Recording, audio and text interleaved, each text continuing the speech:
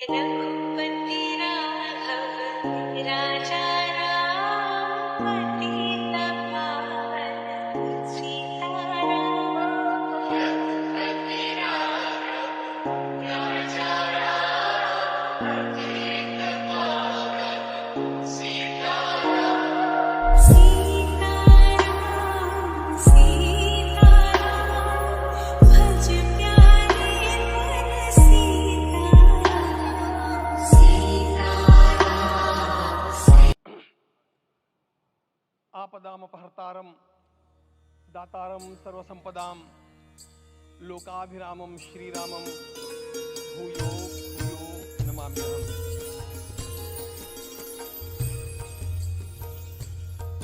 आज अंतःकरण अत्यंत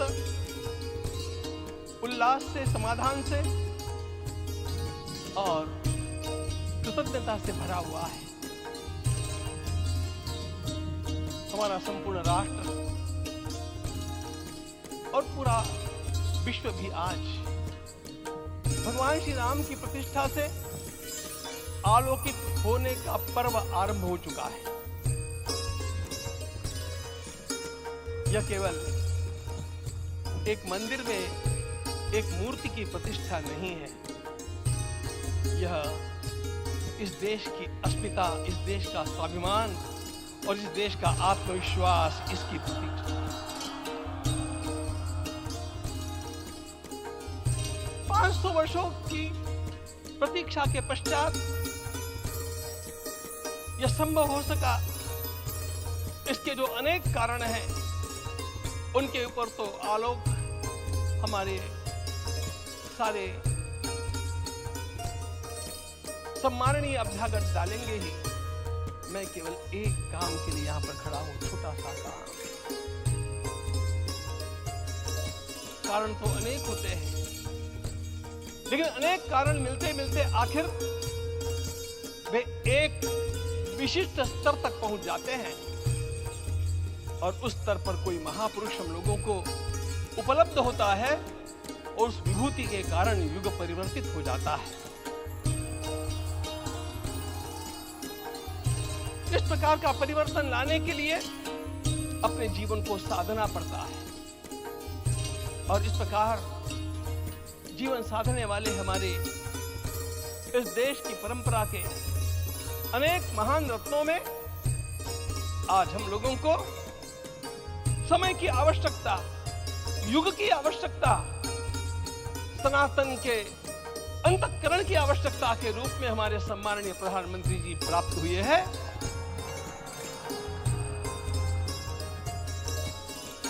यह केवल इस देश का नहीं, यह संपूर्ण विश्व का सौभाग्य है कि आज एक ऐसा राजर्षि हम लोगों को प्राप्त हुआ।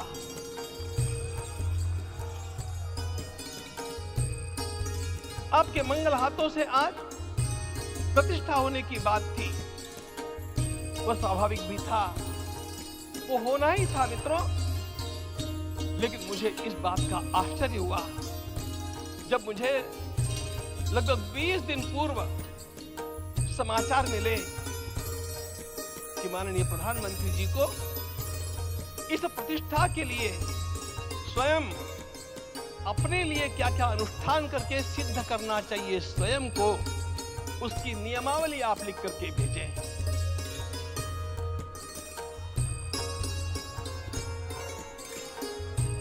जिस प्रकार का हमारे देश का राजनीतिक माहौल है, कोई भी आकर के किसी भी समय कुछ भी कर्म करके चला जाता है, वो उद्घाटन हो, चाहे पौधारोपण हो, चाहे कुछ भी हो, लेकिन उसके लिए मैं अपने को सिद्ध करूं, इस प्रकार की भावना कहां होती है? यदि किसी ने पूछा तो मैं कहूंगा कि यहां होती है। भगवान श्री राम की प्रतिष्ठा करनी है। भारतीय जीवनादर्शों के सर्वोच्च आदर्श भगवान श्री राम है और इन समस्त जीवनादर्शों की प्रतिष्ठा करने के समान ही यहां की प्रतिष्ठा रही है। इसलिए एक महान विभूति को ऐसे लगा कि मैं अपने को भी साधूं। मैं कर्मणा मनसा वाचा, कर्म से, मन से और वाणी से अपने को उसके लिए शुद्ध बनाऊं, सिद्ध बनाऊं। और उसका मार्ग तप ही है। भगवद गीता ने कहा, यज्ञ दान तप कर्म न त्याज्यम कार्यमेव तत्। तप से ही विशेष परिशुद्धि होती है। आज मुझे आपको बतलाने समय अंतःकरण गदगद होने की अनुभूति हो रही है। मैंने तो कहा था, हम लोगों ने महापुरुषों से परामर्श करके लिखा था, आपको केवल 3 दिन का उपवास करना है। आपने 11 दिन का संपूर्ण उपोषण किया। हमने 11 दिन एक भुक्त रहने के लिए कहा था, उन्होंने अन्न का ही त्याग कर दिया। महाभारत में कहा गया है, अनशन ये सबसे बड़ा तप है, अनशन।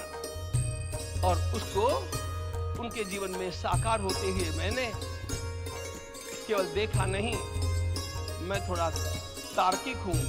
आपकी परम पूजनीय माता जी से मिलकर के मैंने उसको रिकन्फर्म भी किया था कि आपका ये अभ्यास 40 वर्षों का है।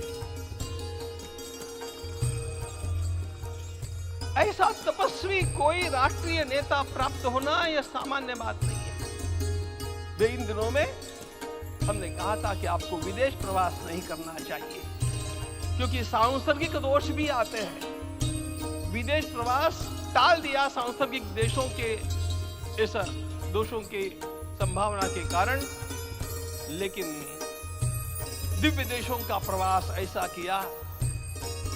नासिक से आरंभ किया, गुरुवायूर गए, श्रीरंगम गए, रामेश्वरम गए।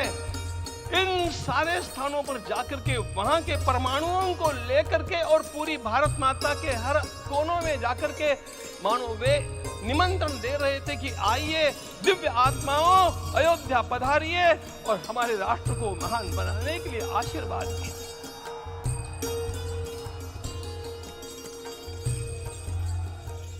हमने केवल कहा था 3 दिनों तक आपको भूमि शयन करना चाहिए। 11 दिनों से आप भूमि शयन कर रहे हैं। इस कड़कड़ाती ठंड में इस प्रकार का शयन करना। मित्रों, ब्रह्मा जी ने सृष्टि को निर्माण किया। उस समय उन्होंने एक शब्द को सुना था। भारत की संस्कृति का सबसे मूल शब्द है तप, तप इति। हमारे पूज्य गुरुदेव के गुरुदेव परम गुरु कहा करते थे, कांची के परमाचार्य जी महाराज, तपश्चर। मैं जब भी उनसे मिलता था वे कहते थे तपश्चर। आज तप की कमी हो गई है और उस तप को हमने साकार आप में देखा। मुझे इस परंपरा को देखते हुए केवल एक राजा याद आता है जिसमें यह सब कुछ था, और उस राजा का नाम छत्रपति शिवाजी महाराज। छत्रपति शिवाजी महाराज। मित्रों, लोगों को पता नहीं है शायद, वे स्वयं जब मल्लिकार्जुन के दर्शन के लिए श्रीशैलम के ऊपर गए, 3 दिन का उपवास किया, 3 दिन शिव मंदिर में रहे और महाराज ने कहा कि मुझे राज्य नहीं करना है, मुझे संन्यास लेना है। मैं शिव जी की आराधना के लिए जन्मा हूं, मुझे संन्यास लेना है, मुझे वापस मत ले जाइए। इतिहास का वो बड़ा विलक्षण प्रसंग है। उस प्रसंग में उनके सारे ज्येष्ठ मंत्रियों ने उनको समझाया और लौटा करके लाया कि यह भी आपका कार्य भगवत सेवा ही है। आज हम लोगों को उसी प्रकार के एक महापुरुष ऐसे प्राप्त हुए हैं जिसको भगवती जगदम्बा ने स्वयं हिमालय से लौटा करके भेज दिया कि जाओ भारत माता की सेवा करो। तुम्हें भारत माता की सेवा करनी है। मैं अपने को कभी श्रद्धा रखने के बारे में भावुक नहीं पाता हूं, लेकिन कुछ स्थान ऐसे होते हैं जहां पर आदर के साथ अपना मस्तक अपने आप झुक जाता है। ऐसा एक स्थान हम लोगों को उच्च पदस्थ राजर्षि ने जब दिखाया तो मुझे छत्रपति शिवाजी महाराज के गुरु समर्थ रामदास स्वामी महाराज की याद आ गई। उन्होंने शिवाजी का वर्णन किया, निश्चयाता महामेरु, निश्चयाता महामेरु, बहुत जनासी आधारु, अखंड स्थितिता निर्धारु, श्रीमंत योगी, श्रीमंत योगी, श्रीमंत योगी। हम लोगों को आज एक श्रीमंत योगी प्राप्त हुआ। आज मैं यहाँ पर केवल इसलिए खड़ा हूं कि इतने तपस्या के पश्चात इन सारे महात्माओं की अनुमति लेकर के और उनके आशीर्वाद लेकर के उनका यह तप पूर्ण करने के लिए, उसकी सांगता के लिए उनको चरणामृत दिया जा रहा है। आप सबकी सहमति हो तो आप सब लोग ओंकार का घोष करके मुझे सहमति दें।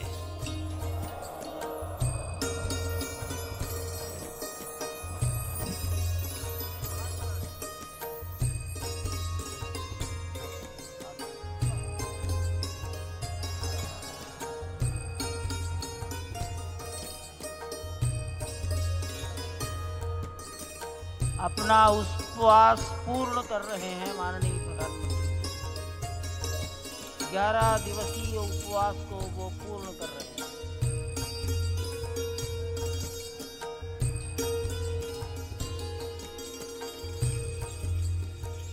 मैं